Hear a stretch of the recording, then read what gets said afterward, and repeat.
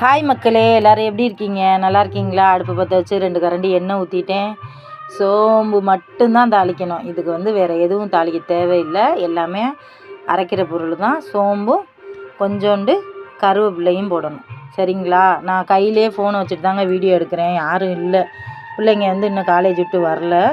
வெங்காயம் 2 பச்சை மிளகா, ஒரு 3 வெங்காயம் போட்டுக்கிட்டேங்க. எங்கள் அம்மா எல்லோரும் வந்திருக்காங்க, அதனால் நிறையா சமைக்கிறேன் இன்றைக்கி.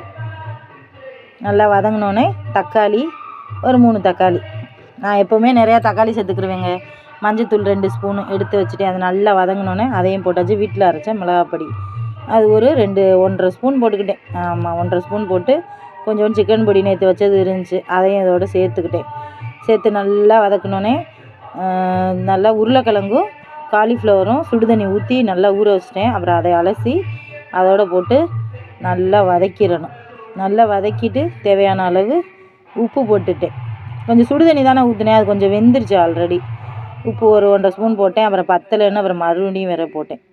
ஏன்னா நிறையா வைக்கிறோம்ல, எல்லோரும் வந்திருக்காங்க திருவிழாவில் எங்கள் ஊரில், அதனால் எல்லோரும் வந்திருக்காங்க. அது நல்லா வதங்கிடணும்.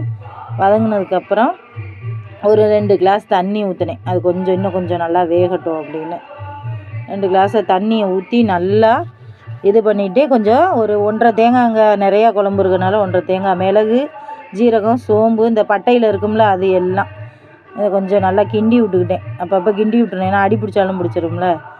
அப்புறம் கொஞ்சம் நல்லா வெந்துருச்சா, இதெல்லாம் சேர்த்து நல்லா வதக்கி விட்டுட்டு கொஞ்சோண்டு எண்ணெய் வேறு ஊற்றினேன். அப்புறம் அரைச்சதை அப்படியே இதில் போட்டு நல்லா கிண்டி விட்டு உப்பு பத்தலை, அப்புறம் கொஞ்சம் உப்பு போட்டேன். மறுபடியும் கொஞ்சம் சுகர் போட்டேன். எப்போவுமே அறுசுவை இருக்கணும், அதனால தான் சமையல் மாஸ்டர்லாம் எப்போவுமே சமையலில் லைட்டாக ஜீனி போடுவாங்க. அப்பளம் பொரித்து வச்சுட்டேன். இன்றைக்கி சரியான வேலைங்க. முகம் குளிச்சுட்டு பொட்டு கூட வைக்க எனக்கு நேரம் இல்லை. அதுக்கப்புறம் ஒரு ஸ்டிக்கர் போட்டு வச்சுட்டு தான் நான் வீடியோ காமிச்சேன். குழம்பு வச்சு இறக்கியாச்சு.